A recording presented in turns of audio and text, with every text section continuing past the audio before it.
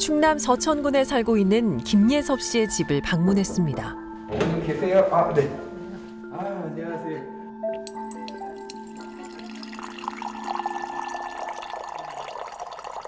올해 65세 김예섭 씨는 3년째 류마티스 관절염을 앓고 있습니다.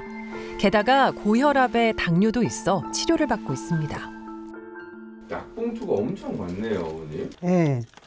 이거는 이제 서울에서 처음에 먹었었는데 이제 또 추가로 와갖고 이거 이제 또 주시고 저녁약 이제 좋다는 대로 간 거죠.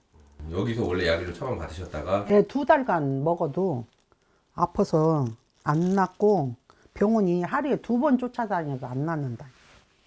그래서 서울까지 가신 거예요? 네. 그래도 이 병원 가서 그래도 많이 좋아졌는데 올해는 그렇게 아프더라고요. 2개월에 한 번씩 서울로 진료를 받으러 다니는 김예섭 씨. 매일 기록하는 가계부에는 서울로 진료를 다녀올 때의 지출 내역도 꼼꼼하게 담겨 있습니다. 여기는 이제 병원, 서울병원 간 거고, 여기는 기차 이제 타고 가면서 뭐 택시도 타고 김밥도 사 먹고, 여기서 이제 5시 반에 나가서 6시 기차를 타고 거기 가면은 9시 한 20분인가 용산역에 도착하면 또 이제 기차를 이제 경인선 옥수까지 가는 전철을 타고 옥수에서 또 내려가고 압구정동까지 가고 압구정에서 조금 이제 또 걸어서 병원 가면은 10시에서 10시 반 정도 되더라고요. 어떨 땐 자리 없이 그렇게 서서 올 때도 있고, 그러면은 이제 땅바닥에 앉아서 올 때도 있고, 그 이제 오래 못 서 있으니까. 서 있기 힘드니까. 예. 그럼 막 그렇게 4-5시간씩 걸려서 서울 가시면 예. 진료 보는 데는 얼마나 걸려요, 시간이? 3분도 안 걸릴 거래요. 그냥 이렇게 손 한번 만져보고는 뭐 어떠셔요? 선생님 이렇게 아팠어요. 그러면 예, 약을 조금 더 추가해 드릴게요. 이렇게 오면은 그만 그거 몇 분이나 걸리겠어요? 시골에 집에 오면은 어떨 때는 8시도 넘을 때도 있어요. 그냥 하루 그날은 그냥 기차에서 자고 기차에서 밥 먹고. 병원에 한번 가려면 큰 마음 먹고 먼 길을 떠나야 하는 상황. 김예섭 씨는 언제까지 이렇게 다닐 수 있을지 걱정이 됩니다. 제가 아직은 젊으니까 그냥 가지만 그 나이 잡수신 양반들은요 못 가요. 그냥 아프면 아픈 대로 살아야지. 병원에 큰 병원이 자식들도 자기 삶이 있는데 모셔다 못 줘요. 그래서 그냥 맨날 고통 속에서 진통제만 먹고 살죠. 아픈 사람이 제일 불쌍해요. 이번엔 서천군의 홍원마을을 찾았습니다. 이곳은 주민 대부분이 고령으로 병원에 갈 일이 많은데요. 안녕하세요. 가까운 곳에 큰 병원이 없어 불편이 크다고 입을 모아 얘기합니다. 처음에는요 여기 의원을 댕겼는데 골치도 아프고 어지럽고 그냥 막 니식거리고 토해요. 그 의사 선생님이 하는 말이 무슨 병원이고 대학병원이를 가랴. 소선 병원이 가지 말고 대학병원으로 가라 해서 이제 우리 딸이 거기서 살아요. 신촌 병원 옆에서. 그러니까 가에다 연락했던가 가이가 이제 예약을 했더만. 그러더니 여기께가 종량에 하나 큰 놈이 있다고 그걸 제거를 해야지 않으면 큰일 난다고 해갖고서는 이제 거기서 수시를 시작했죠. 그러니까 그런 병원이 가깝게 있으면 솔직히 죽을 사람도 조금 살을 수가 있어. 근데 너무 멀고 갑자기 뇌졸중 그런 걸로 쓰러지면 용코 없어. 큰 병원에 안 가면. 그건 쓰러지면 뭐 큰 병원이고 해야 하는데 지금 여기가 큰 병원이가 있까? 조카도 뇌졸중으로 쓰러져서 죽었어. 병원이 없어서 쓰러져서 죽었어. 그래서 참 안타까워. 병원만 가까면 우리가 필요하고 준데 병원이 가고 싶어도 못 가고 한 번이나 큰 병원에 가려면 자식들이 데리고 와서 데려가야 저들도 다 데키서 응? 생활하고 있는데 오기가 쉽지 않고 그러다 보면 하루하루 늦으면 병도 커서 참 병원에 못 가면 이래 돌아가신 사람 쎄지 뭐 이런 데서 어떻게 했어. 치료를 제대로 받았다면 막을 수 있는 사망률을 치료 가능 사망률이라고 하는데요. 서울이 38.56명인 것에 비해 충남은 44.18명으로 더 높습니다.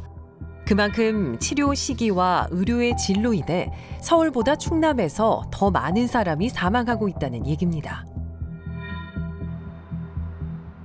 그렇다면 지역 병원은 사정이 어떨까요? 충남 서북부의 공공병원인 서산의료원을 찾았습니다.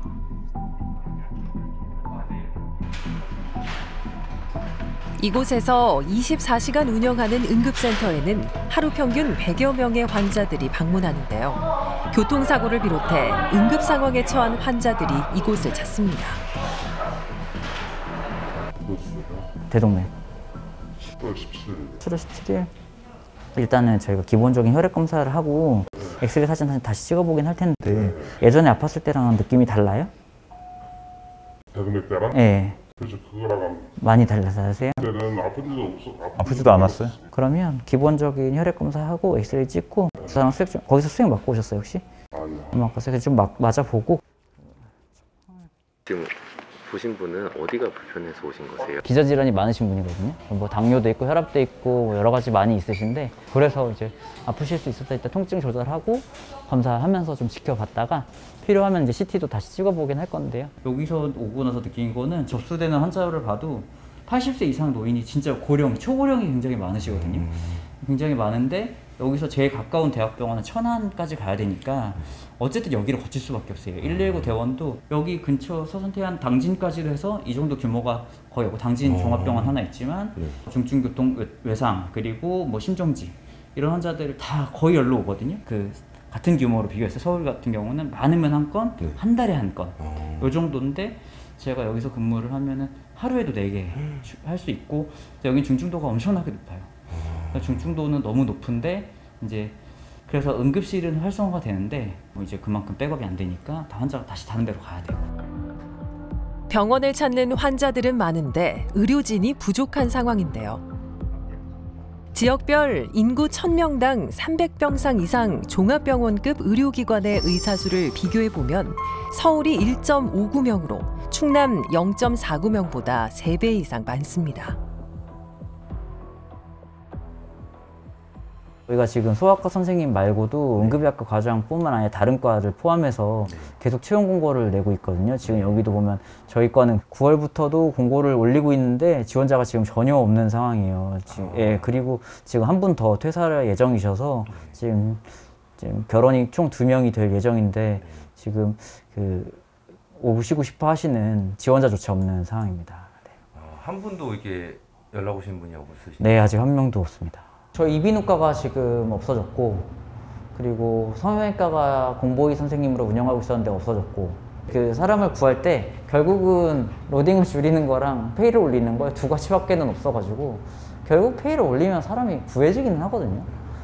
그렇지. 근데 이제 저희 아시겠지만 통증 클리닉 이런 거 뭐 미용 이런 거 하면 사실 훨씬 더 쾌적하게 일할 수 있거든요. 하다못해 술 먹은 사람은 없잖아요. 그리고 밤에도 안 해도 되고 훨씬 뭐 돈도 많이 벌고 하니까 사실 그렇게 생각하시는 분도 많은 것 같아요. 내가 굳이 여기 와서 힘들게 이 정도 페이에 그러면 이제 비교를 하게 되는데 사실 경쟁률이 좀 떨어지는 건 사실이죠.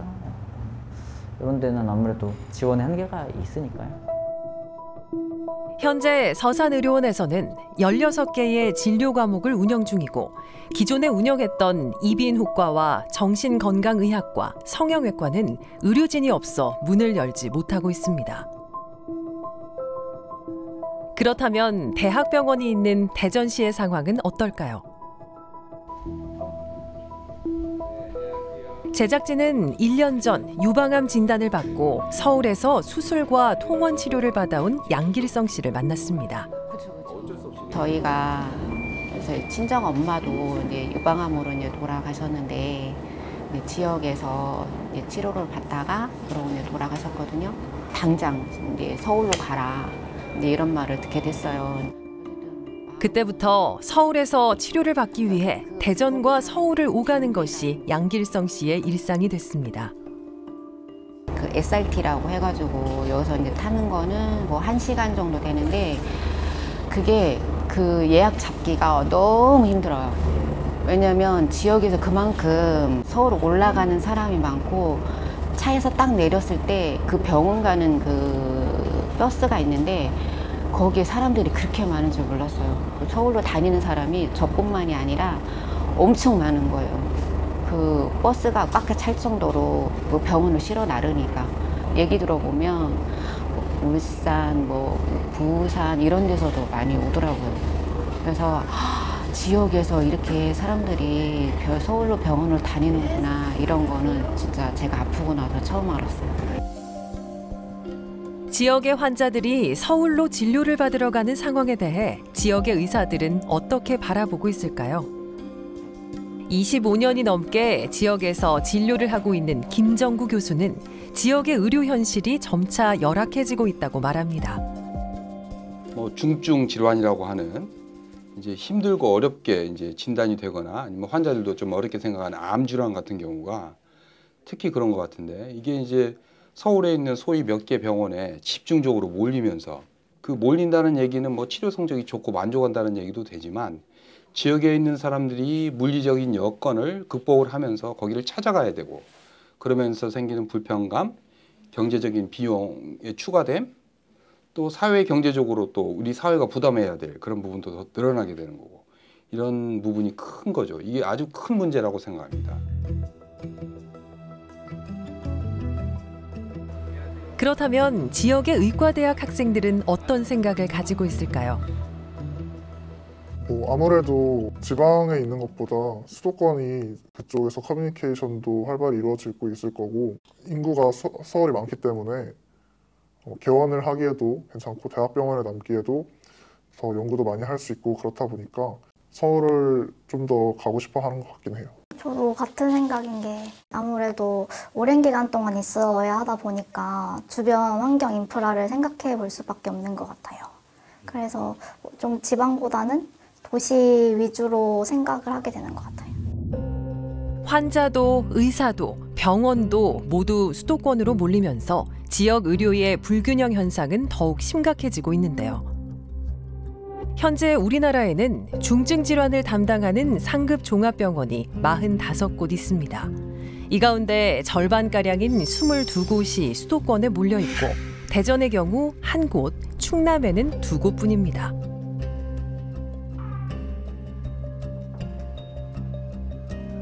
제작진이 만난 이면정 교수는 지역 의료 불균형이 계속될 경우 앞으로 더 큰 문제가 닥칠 것이라고 경고합니다.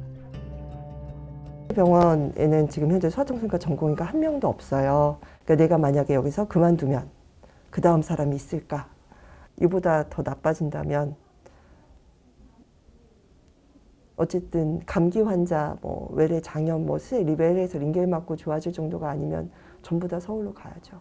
그러니까 결국은 왜 이제 보건이라는 거는 가장 기본적으로 구성되어야 되는 거고 사실 예전에 의식주 하면 의가 옷이라고 했는데 지금은 의료라는 말도 있더라고요.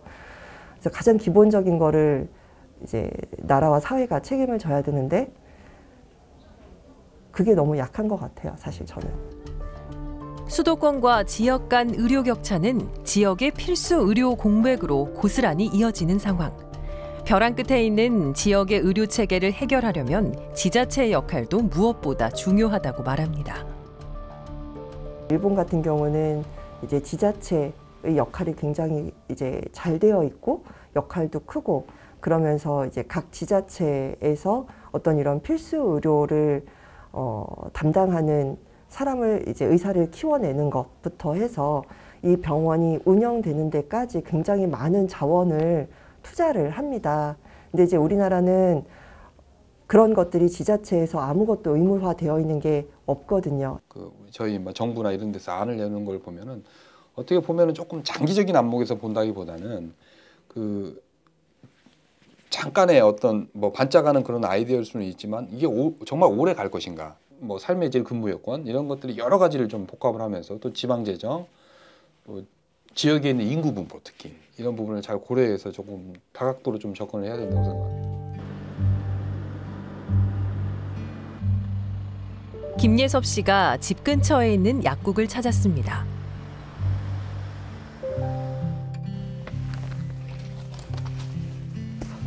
파스 하나 주세요.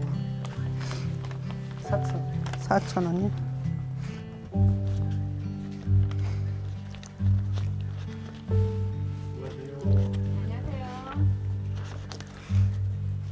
네, 수고하셔요.